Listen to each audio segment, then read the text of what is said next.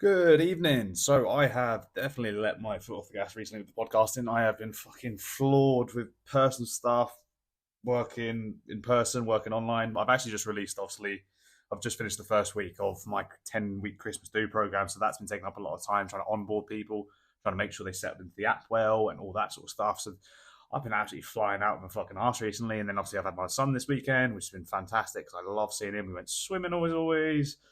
But yeah, so it's actually, I think it's been 3 weeks since I did my last podcast, and it was the best received podcast I ever had. So just will start off this episode just by saying a massive thank you to everyone. I think I got over like 20 something plays as well, which bear in mind, my last one's got probably on average less than 10. Um, but it's not even just that, even just the feedback, the amount of people that were commenting me, like, oh, like honestly, some of the things Hannah said and some of the things that, you said during that, like, I feel that. And that's all I wanted to do with that podcast episode is increase the relatability of this. Like, because at the end of the day, the people I work with are real people. Like, so I work with, so my mum's on my program, so she's a 40 something year old mum as well. Hannah's a 40 something year old mum. I've got Sandra, she's in her she's in her early to mid 30s. She is, and she's a mum as well. I've got another lady in her mid 40s, Kirsty, who's just recently joined me. She's in her mid 40s as well. Like, there's a handful of people that all these women are very similar. Like, they've got busy lives, busy work, busy jobs.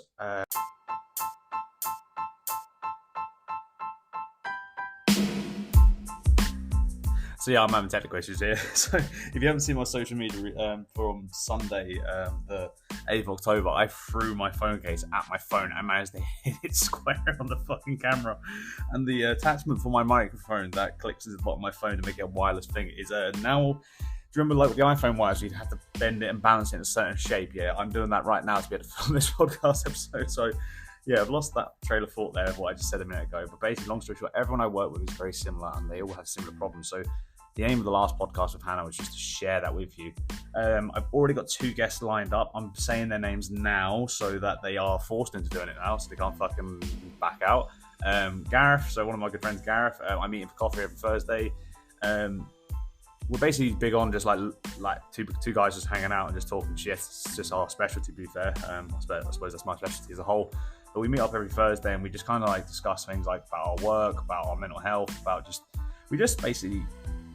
we're guys that just vent to each other, but like, it's not a bitchy way, but just like we problem solve. Like, he comes to me with issues, I come to him with issues, and we're both trying to give each other sound advice and go in the right direction and just see it from a different lens. You know what I mean? So I'm going to bring him on, and maybe we just share one of those conversations. Maybe I want to do a mental health episode, and I don't know if he'll be the guy to do that with me, but I would definitely love to do that. So I'd definitely love to know your guys' thoughts on that episode. But Gareth, definitely, he's also someone who I'd like him to tell his story. So he's someone who, again, a very busy man, 3 daughters, a busy, high-achieving wife, and he's a unique perspective. So obviously, I'm all supportive of equality and strong women. Like, that's one of my biggest things. I love that. So he's a man that I admire because he is so proud of his wife and so proud of his girls and everything they do. And like, men aren't always seen as being supportive of women who are high achievers, and his wife is a massive high achiever. I don't want to share too much details, obviously that's him to share, but she's basically a very advanced medical professional, and she's achieving highly, and he's always backing her, he's always supporting her, and he's always putting her at the front of that. And he still looks after himself, and he still makes time for himself. So I'd like to share him as a person. Like, even though he may not be female like most of my clients are, I think he would have a very interesting story to tell in that regards. And also we always have good banter. Hannah, Coach Hannah, so the girl I work with, she is probably one of the most lovable coaches I've ever worked with, and I love her to pieces. She's an absolutely amazing woman, so down to earth, she takes no shit, but not in a bad way. She takes no shit as in she'll look out for you, but she'll tell you exactly what you need to hear, but in the right way as well. And that's why I value her so much as a friend. And I want to get her on here, maybe for a bit of a Q&A, so maybe like a bit of a fat loss Q&A or like client Q&A, like, what's your funniest story? And, so if you've got any questions for that, so what's your funniest client story, or what's one of the most annoying things that happens at the gym and stuff like that, I'd love to do like a little Q&A, whether it's actually a serious one, a funny one with her. So those will be organised in the next couple of weeks, so hopefully I'll be able to get some of those out to you. But I'm going to move on today. So my question for you today, to cause controversy. So apparently pineapple does belong on pizza according to my Spotify audience. So I think it was like 75% of people said that. I was really fucking surprised. I've never actually had a poll where people believed pineapple belongs on pizza. So interesting. So this week, does chocolate go in the fridge or does it go in the cupboard? And I don't want none of this "it depends" bullshit. I know I'd say that, but it doesn't. It's not going to depend. It doesn't depend. Which camp do you stand in? I personally prefer my chocolate in the fridge. I personally do. I like it when it's a bit firmer. That's what she said. I like it when it's a bit firmer and a bit more of a. It's not crunch, but you know what I mean. I just don't like it when it's all melty. I'm not a big milk chocolate fan. That probably says everything.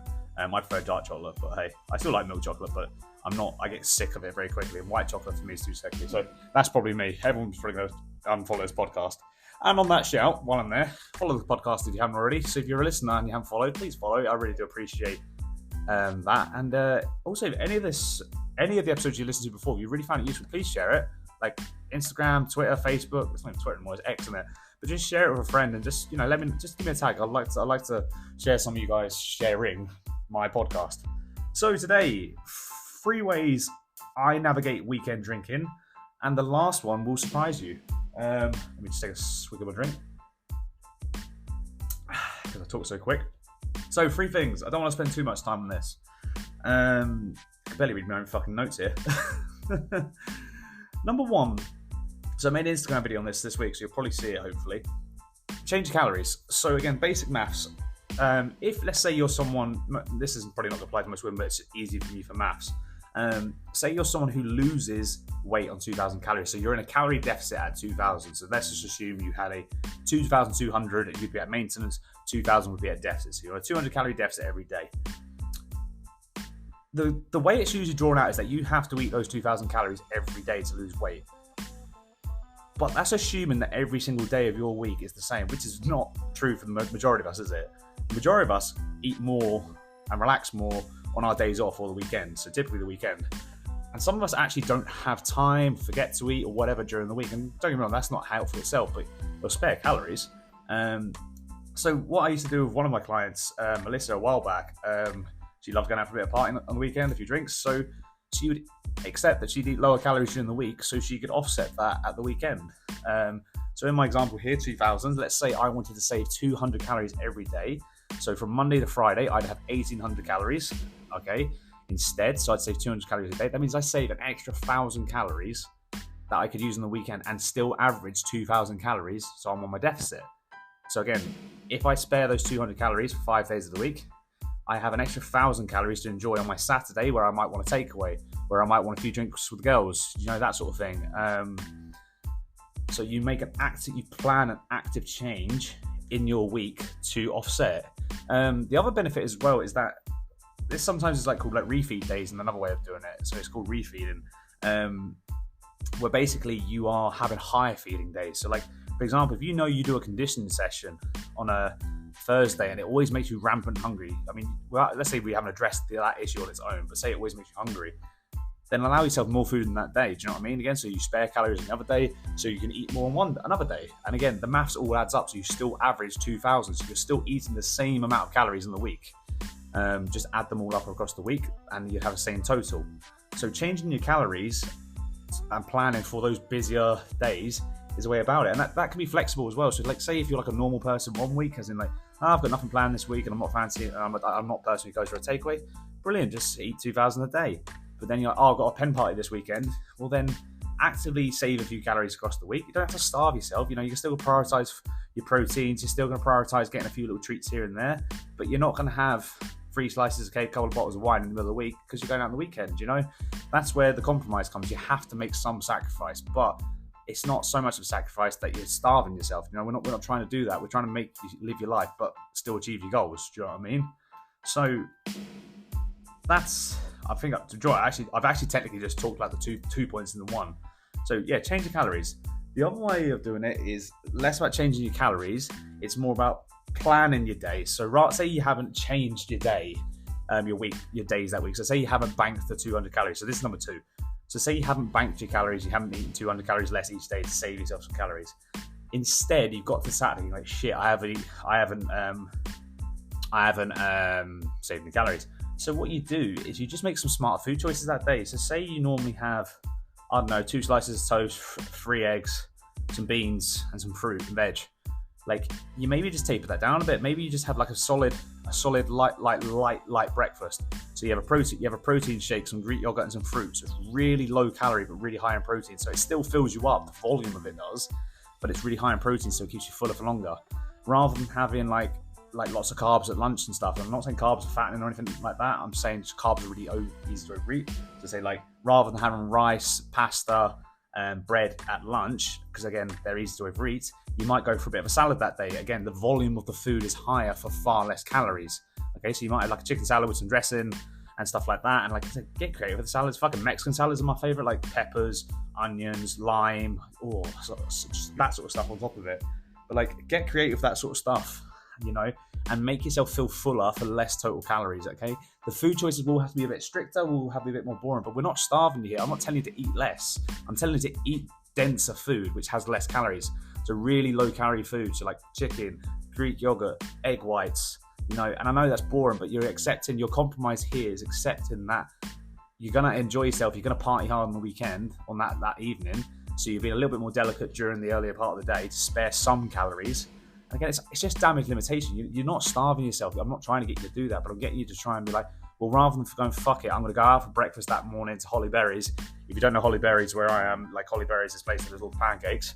So rather than going fuck it and getting the pancakes, getting a venti fucking iced mocha frappuccino thing from Starbucks that day, and then maybe a Mackey's at lunch, and then going out. Do you know what I mean? Like, obviously that's a really dramatic example, but there are some examples I've seen with people I've worked with where they'll have a tub of ice cream and they'll have a takeaway and then go out and then have another takeaway. Do you know what I mean? And then you have your hangover day and see how it spirals, and 1,000 plus calories becomes 3,000 plus calories.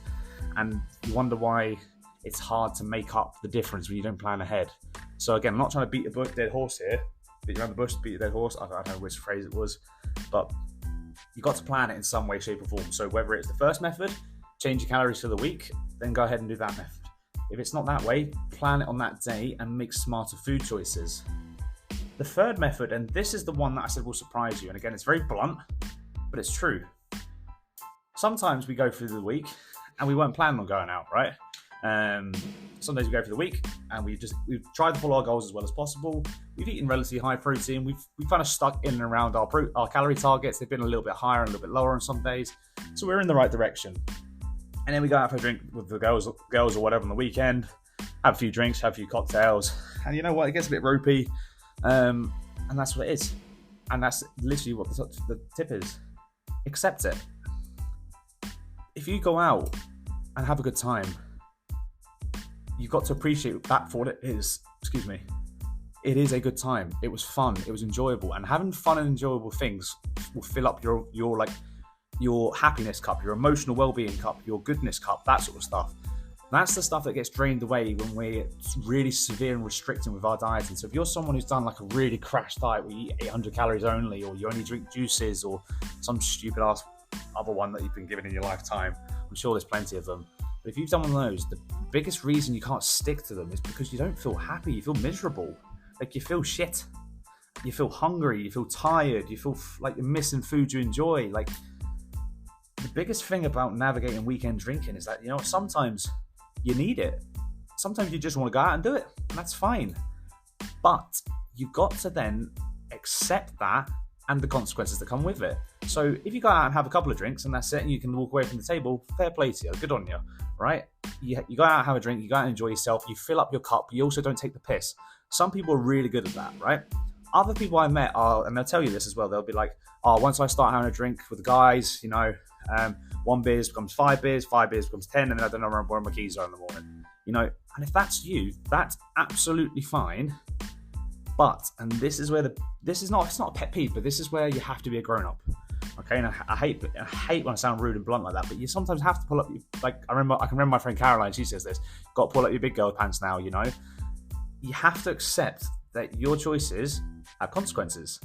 And if you go out and lever it, most weekends like that, where you're having pints after pints after pints, and you're not doing anything to make that less damaging in terms of the total calories, and your goal is fat loss. It is damaging to fat loss, because at the end of the day, calories in, calories out is the premise of fat loss. you've got to accept that your fat loss is going to be a lot slower, and that's okay. And that's not me digging at you. Like, that's okay. Fat loss doesn't have to happen in 6 weeks. Fat loss can take 2 years, and it can be a steady fat loss.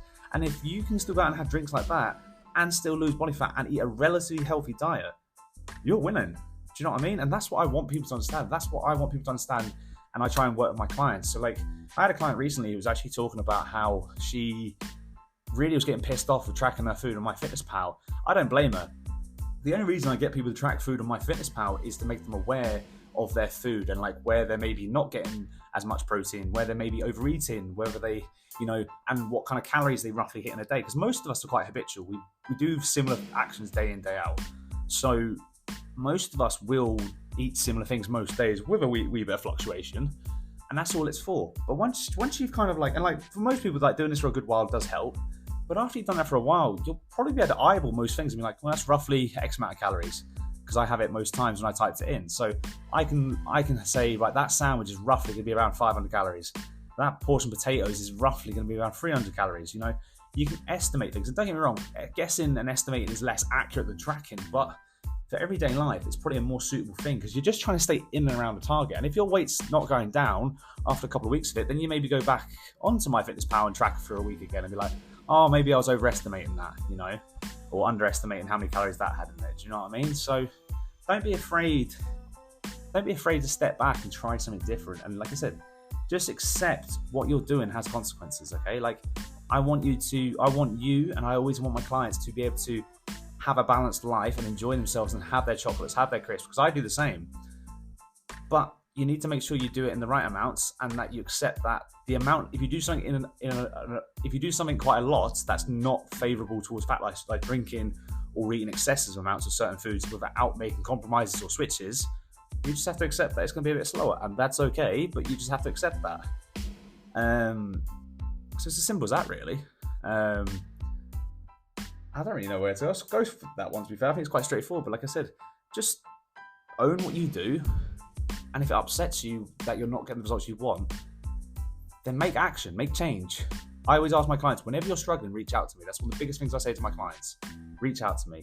If you're someone who's following me on Instagram, you're like, oh, look, I'm really struggling with this. Can you help? Of course. I'll always help someone who asks for it. All right? So hopefully this short and sweet episode helps a few people. Again, as always, make sure you're following if you haven't already, and share this with someone who would find it useful. Like I said, I'm going to get Gareth hopefully on soon. I'm going to get Hannah on soon, hopefully as a guest. And if you're listening to this and you want to be on here and have a chat with me about any particular topic, or you just want to suggest a topic, let me know, and then we can get that organised. But for now, guys, it's Callum. It's 10 to 8 in the evening. I need to start winding down because I've not stopped all afternoon. And I'm going to fucking fall over if I carry on. But thank you very much. I'll speak to you soon.